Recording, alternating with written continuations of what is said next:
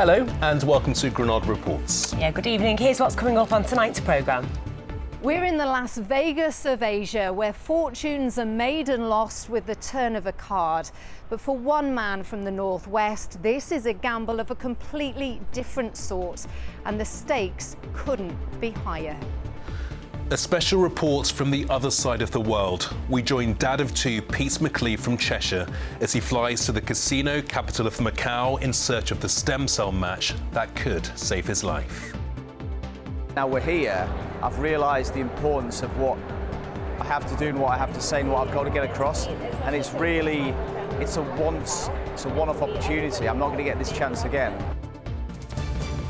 Like a phoenix from the flames, the community getting ready to reopen the library wrecked in the riots. The real-life Mr. Muscle, why Ben and his famous dad are feeling on top of the world. It's more competitive here on the runway than the Liverpool derby. Who knew pulling a plane could be this much fun?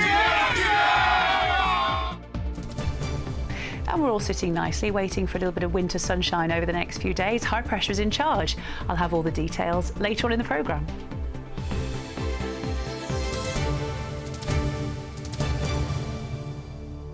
So first tonight, and when you feel you've only got one roll of the dice left, where better to go than Macau in China, a mecca for gambling? Yeah, Pete McLeave, a father of two from Cheshire, was diagnosed with an aggressive form of blood cancer 7 years ago.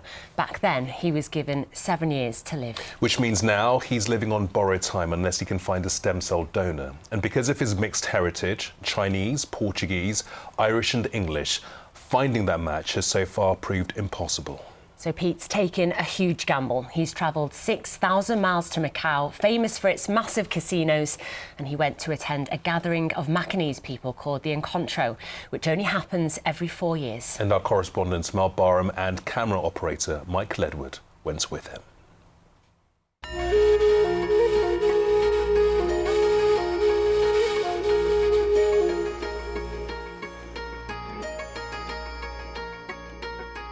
It's the gambling capital of Asia, where fortunes are won and lost at the turn of a card. But here in Macau, on the southern tip of China, one man is here for a very different gamble, and the stakes couldn't be higher. There isn't going to be another chance like this, like the aligning of planets, for another 4 years. And he may not have 4 years. I think this is the perfect space to share the story and to ask for more help. It's the best chance I will have of finding that potential genetic twin from that region. I bet you match on Jack. Pete McLeave has blood cancer. Diagnosed with myeloma 7 years ago, he was told he had 7 years to live unless he had a stem cell transplant. Morning, how are you? But because of his mixed heritage, finding a donor has so far been fruitless, which is why he's travelling back to his ancestral home to chase the odds of finding a life-saving match. I'm realistic about the chance of finding a stem cell match. I made peace with that many, many years ago. That even if I don't find a stem cell match, to look at my family, to look at Max and Seb, and genuinely be able to say, you know what, we did all we could, then I'm okay with that.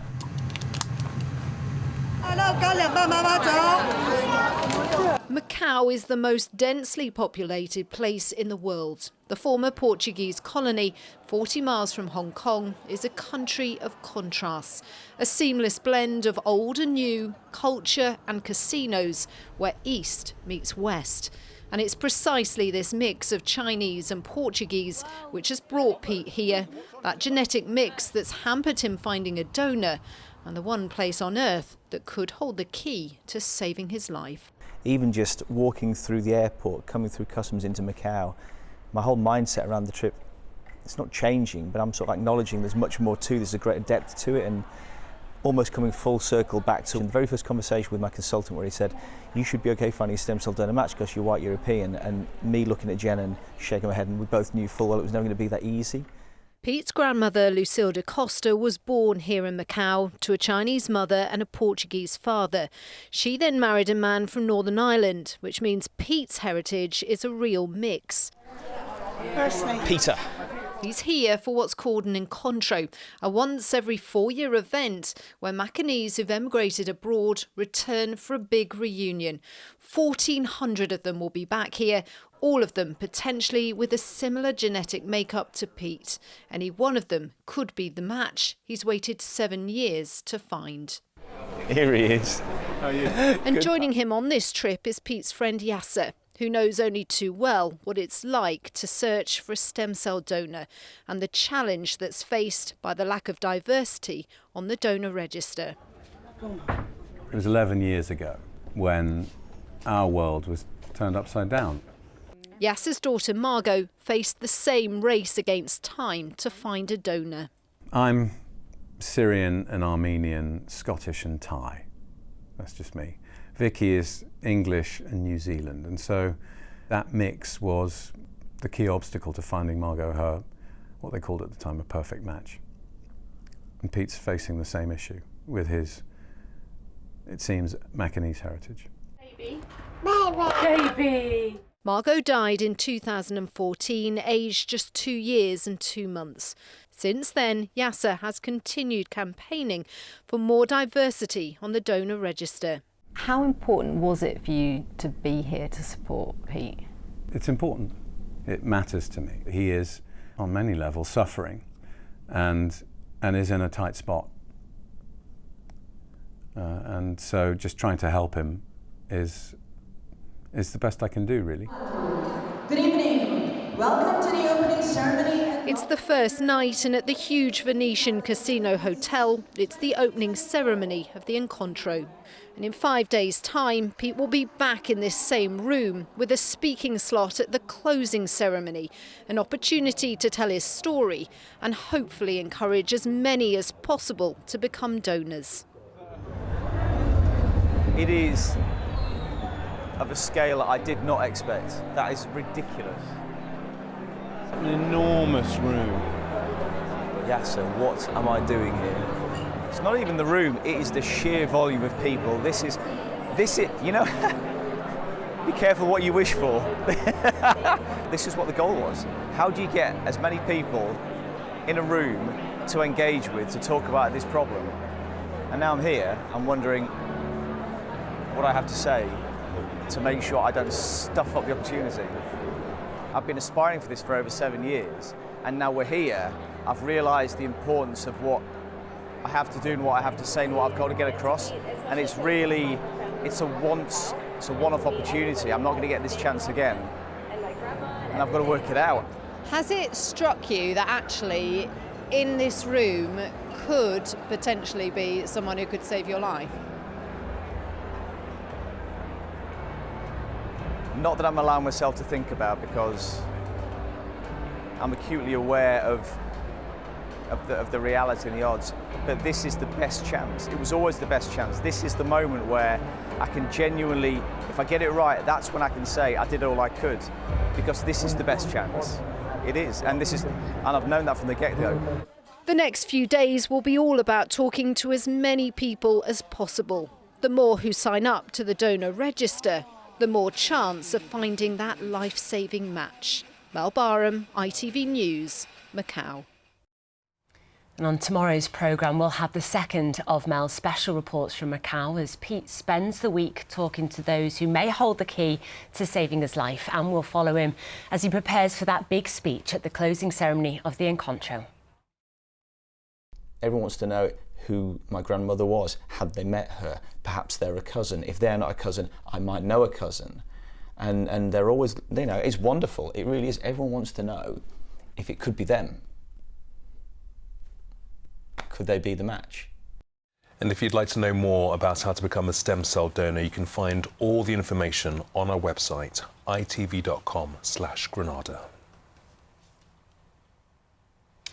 Well, let's take a look at some more of the day's news now. And a coroner has called for greater public awareness of the risks of storing electric bikes in the home after an 8-year-old boy died following a fire on the Wirral. Luke Albiston O'Donnell died in hospital after an e-bike caught fire at his home in Birkenhead. The Merseyside coroner believes there's a risk that more deaths could occur unless the public is better informed about the dangers of lithium batteries. The man who died in a fire in Kirkby Lonsdale has been named as Ben Taylor. The blaze hit flats on the town's main street early on Sunday morning. Mr. Taylor was 45 and a local business owner. Meanwhile, a fundraising page has been set up for a resident who lost his home and possessions. Jacob Smith plays for Kirkby Lonsdale RUFC and is well known in the area. There's more than £13,000 in donations for him. Train managers at Avanti West Coast have announced strike action in a dispute over rest days. Members of the RMT will walk out on the 22nd, 23rd and 29th of December after the union voted against proposals. Bosses say it will cause significant disruption at a busy time of the year. Now, cast your mind back to early August when many towns and cities were rocked by rioting in the wake of stabbings in Southport. Yeah, this is the night of August the 3rd, and these were the terrible scenes outside Spellow Library and Community Hub in Liverpool, where rioters broke in and caused thousands of pounds worth of damage. Well, in the weeks that followed, the community living near the library, and it seemed the whole country rallied in support. Queen Camilla, famous authors and lots of very kind people donated books and also money. A fundraiser set up by a local woman, Alex McCormick, topped £250,000, and the library is due to reopen tomorrow. But there's a special ceremony happening there tonight, and our reporter Tim Scott is there. Tim, just tell us what's happening. Yes, indeed, Katie. Well, a special ceremony it certainly is. We've got dozens of local school children who've made all of these fantastic lanterns. We've got an owl, we've got the moon over there. They are going to walk from here, Goodison Park, down to Spellow Library, where the lights will officially be turned back on. Now, none of us can really forget those awful pictures of the riots and the fire at the library and the damage it caused, and it really created a lot of hurt in the local community, but that is now all changing because the library is about to reopen. I'm going to speak now to Isabel and Grace, who've been involved in making these lanterns. Girls, what's it like for you to know that the library is going to reopen? I hope it get grace and dignity to it. Fantastic. How about you, Grace? I'm happy because I'm really happy. Happy that it's been rebuilt and the community's come together to rebuild it. Communities come together, I like that. Thank you so much. Now, we were talking about Alex, the fundraiser. Well, here she is. Alex, you planned to raise £500 to get the library back on its feet. You ended up raising £250,000. What's it like for you now to see the library coming back to life? I just think it's incredible that we've managed to get to this point in such a small space of time. I just hope that everyone who's been involved and everyone who's donated feels so proud of themselves for all of this. Now, you told me that the money hasn't actually been spent yet. What is that £250,000 going to be spent on then?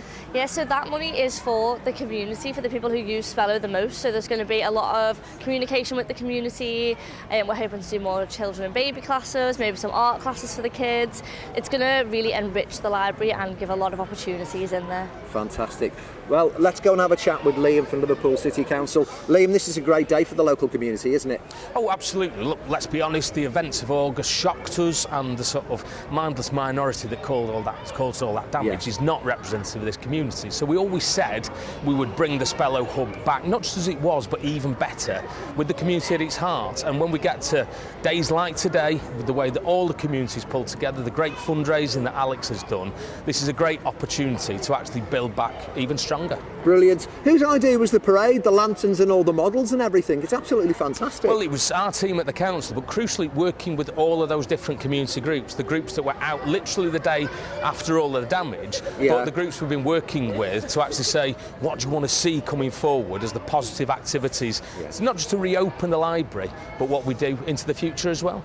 Brilliant. And what sense have you had from the community? What's the community feeling like now, a few months on from those terrible scenes? Well, at the end of the day, this is the spirit of the community in Walton and right across Liverpool. It's all about people pulling together. But people didn't just want the library to reopen, but they actually want something even more positive. So today, if you like, is the first event of a number of more positive activities across this community. Fantastic. Thank you so much, Liam. We'll let the kids get ready with the lanterns and we'll go back to the studio. Oh, brilliant. Can't wait to see it back up and running tomorrow. Thanks so much, Tim. OK, here's Mary with what's still to come on the national and international news at 6:30. Coming up on the ITV Evening News, Sarah Sharif's stepmother and father are found guilty of murdering the 10-year-old. Sarah was found dead in a home in Surrey last August with dozens of injuries. The trial heard Sarah had suffered years of abuse with opportunities missed to help her. 100 police officers are to investigate alleged criminal offences linked to the Horizon scandal, with potentially more than 3,000 victims around the UK. And a Wokingham school bring their nativity play to life, featuring real sheep, camels and donkeys. Join me for those stories and more at 6:30.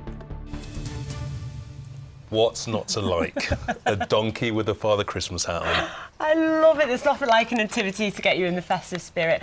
And from one cute thing to adorable Bowie, over on ITVX you can watch the story of Bowie, who is helping a charity called The Brick in Wigan reduce the stigma around struggles with the cost of living this Christmas. To find us, go to the ITVX app on your smart TV, phone or online. Click on Categories, then News and select Granada. And there you'll find our latest programmes and lots of extra and exclusive content as well, along with some of our best stories, all available on ITVX On Demand. Oh, look, a little Bowie. Follow that, Mike. Time for the sport. And I believe that all eyes are on Manchester City in Europe tonight. Yeah, that's right, Katie. It's another big night for City as they look to try and get their season back on track. The reigning Premier League champions have won just once in their last 9 matches across all competitions. So, can a Champions League tie with a European heavyweight inspire a change in fortune? City face Juventus in Turin in their 6th match of the new-look Champions League group phase. They're currently sitting 20th in the table. This is football, and maybe a bit different, a bit less, a bit more. In the past, it has already happened to us. Even I remember now the treble season, even last season, we had a tough period at some point. And this is the time in which you show character, in which you show who you are. I've always believed that in the most difficult moments in life, you show your true colours, and this is one of them. Well, in contrast to Manchester City, Liverpool are very much the team to beat, both at home and abroad. It's 6 wins from 6 in the Champions League now. If you ask me about all the 6 games, I'm really pleased with all the results. I'm really pleased with the 5 games, the way we played. I'm far from pleased about the performance tonight. That I'm trying to be positive. Well, if you're a fan of Blackburn Rovers, there are plenty of reasons to be positive. They made it 5 wins in a row last night with a 1-0 result at Sheffield Wednesday to strengthen their position in the Championship's playoff places. They are now 5th in the table, 2 places behind Lancashire rivals Burnley, who drew 0-0 with Derby County.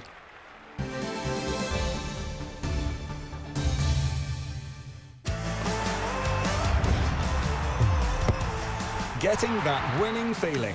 FOW, sponsors of the Granada Sport Report. Next to the Mr. Muscles from Accrington, who's won one of the biggest prizes in the world of drug-free bodybuilding. Ben Lloyd beat rivals from across the globe to take gold at the Natural Olympia show in Las Vegas. And as David Chisnall's been finding out, sporting success runs in Ben's family. How's that for an impressive display? Accrington's Ben Lloyd is one of the best bodybuilders in the world. Am I all right with the weight? It should be, there's no weight on it. Sporting success runs in his family, as his dad is the famous former Lancashire and England cricketer turned commentator, David Lloyd. Well, welcome to the jungle where Ben Lloyd has lost the toss, and looking at this pitch, it looks really heavy to me. This is a proper heavy pitch. Just drop it down, Ben, will you, just for a second? See how you go with that. See if you can shovel that up. Like lifting a bag of crisps. What's up with you? Well, unlike his dad, it's the gym rather than the cricket pitch where Ben has found his strengths lie. That led him to bodybuilding, where the 40-year-old has just become the first British bodybuilder ever to be crowned champion at one of the sport's top shows, the Natural Olympia in Las Vegas. Never thought I'd win such a good show, really. You know, you go away just thinking, I hope I'll get in the top 5 maybe, but to win requires a lot of luck as well, because it's all like judges' opinions. But yeah, to win, just an amazing feeling. Terrific, you know, we obviously followed him since he started in his teens, and then getting into competition. And the first time I saw this fake tan, I thought it was Bisto. I thought somebody must put this Bisto on, but they do it to enhance the muscles for the lighting and so on. And I think they look absolutely cool. Do you have to devise that? Ben competes in drug-free bodybuilding. To be at his best requires hard work both in and out of the gym. I think it's a healthier way of doing it. I think anyone that's into bodybuilding should go down the drug-free route first instead of going the other way. It's a little bit harder, I think, in terms of the length of diets that you have to do. That's what's required to lose all the fat. You've just got to be really consistent with the diet and not slip up. It's a heck of a discipline to do it. It's a passion for all the bodybuilders, but the ambition and the dedication and the discipline is absolutely paramount, because you can't cut corners. Are you having a laugh? I'll take some weight off. Some weights, take it all off. Well, Ben's also a personal trainer and has been putting his dad through his paces. So could we see father and son one day compete together? It's all about genetics. I've got it from somewhere. I think they do an over 70s category. No, not that again, no. You were on about, when I turned 70, you said, I'll get you in the over 70s world. No, come on. Well, the sport places such demand on the body that Ben, like his dad, is now taking a well-earned rest. Oh, it'll soon be Christmas. Before once again flexing his family's sporting muscle in the world of bodybuilding. David Chisnell, ITV News, Stockport. Yeah, brilliant story. Well done to Ben. But please, can we take this picture down now? I feel a little bit puny stood next to Ben there. His biceps are bigger than your head. Thank you, Katie. Crack on. Thank you very much. Cheers, mate. He's a Goliath of a man. What are you talking about? Yes. OK, now Ben's muscles would have come in really handy for this next one, because as far as charity challenges go, this next one has got to be right up there, pulling a 45-ton Boeing 737. Yeah, that's right. Dozens of teams buckled up at Liverpool John Lennon Airport in a race to drag the aircraft as far as possible in just 60 seconds. And we're told it was more competitive than a Merseyside derby, which is saying something, but it is all for a good cause. Last year, the event raised more than £100,000 for the Alder Hey Children's Charity. And this year, they're looking to raise enough to kit out the whole of the hospital's neonatal unit. Our correspondent, Elaine Wilcox, went along for a bit of plane spotting. Yes, you guessed it. Top Gun comes to a runway in Liverpool for a charity event that didn't take off. Their mission isn't flying, but pulling a plane for a long, hard minute. 11 teams took part, paying hundreds of pounds each to raise vital funds for equipment for tiny babies at Alder Hey. It was exhausting. Complete jelly legs. Have you ever pulled a plane before? Shockingly, no. It takes just 60 seconds pulling a plane. It's not easy, but there's a life lesson in it too. It was great to see the plane move. Wasn't expecting it, so it's nice to have a bit of fun whilst at the same time helping others. We told them to take the handbrake off for you. Oh, thank you. Thank you very much for doing that. You didn't pull hard enough because you could still speak. Tell me legs that. My legs are in absolute bits. And let's be honest, the Alder Hey nurses are going to be coming this afternoon. Did they get an unfair advantage? That's why we're here, raising money for Alder Hey, which is a special hospital and a special charity, and we've raised, last year we presented them with a cheque for 100,000, and today is another step to delivering more money for the hospital, which is why we're all here, really. But do you really want to beat the nurses from Alder Hey? It'd be cruel. No, definitely. 100%. Been training all week. Lunges. Can you give us a dip and drive demonstration? Come on, Dad. Go on. We might win a little holiday. Yeah. We'd rather pull a pilot than a plane. Yeah. Today is going to be providing equipment for our new surgical neonatal unit. So it means that we can care for our smallest and some of our most vulnerable patients at Alder Hey. Win it. 28 Smiths. What's the secret to pulling a plane? Everyone pulling together, everyone working for each other, and breakfast this morning at Greg's. Not at the airport? Not at the airport, no. It's too expensive. Too expensive. Only an hour ago, W.H. Smith did a winning time. We know W.H. Smith though, we are GSTS. But the winner for this wave is GSTS. Yeah! The security team, just as Jakubu predicted. Elaine Wilcox, ITV News, Liverpool Airport. Great stuff. Perhaps we should get Mike involved in a bit of that next year to put on some muscle. Absolutely. I'll stand there and direct everyone with the flags. No, you're involved too. Here's Joe. Why do I need a shower? I've been out in the rain. The faster you go, the sooner you'll be out. You'll save water too. United Utilities sponsors ITV Granada weather. Thank you. A very good evening to you. Another rather cloudy, cold day here in the northwest with just a few glimmers of brightness. And that's going to be the pattern over the next couple of days. Feeling chilly, plenty of cloud around, and tonight fog forming in one or two spots. By Sunday, milder, more Atlantic weather will be moving in. It turns breezy and more mobile into next week. But for the meantime, high pressure just about keeping control of things, keeping those fronts at bay, in fact. And for the northwest of England and the Isle of Man, some spots of rain over the next few days, but mostly dry, feeling chilly. And overnight tonight, as we head through the next few hours and beyond midnight, we'll see some fog forming for Pennine areas. One or two breaks further north, Cumbria, North Lancashire, and that's where temperatures will dip low enough for a frost tonight. But for most of us, pretty cloudy conditions, maybe some spots of drizzle here and there. We'll keep away from freezing, 2 or 3 Celsius. But if you do have to travel through the early hours of tomorrow morning on that Transpennine spine, just be aware it could be rather foggy to start the day. Those are tomorrow's sun times, actually, up at 8:20, down at 3:50 tomorrow afternoon. First thing, we'll see lots of fog then for the Peak District, the Cumbrian Fells, the Pennines, and it may be reluctant to lift tomorrow afternoon. Remaining cloudy for many of us tomorrow, but mostly dry conditions.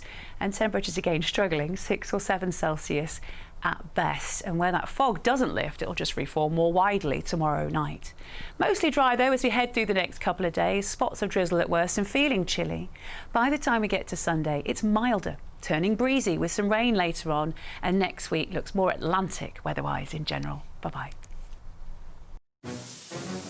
United Utilities sponsors ITV Granada weather.